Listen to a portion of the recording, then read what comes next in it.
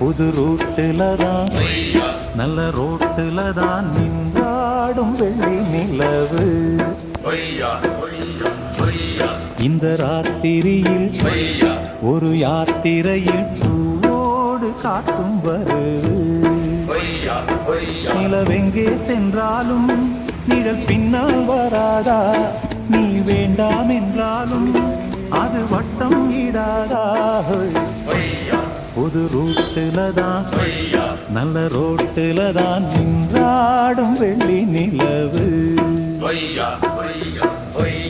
இந்த ராத்திரியில் ஒரு யாத்திரையில் பூவோடு காக்கும் வருது.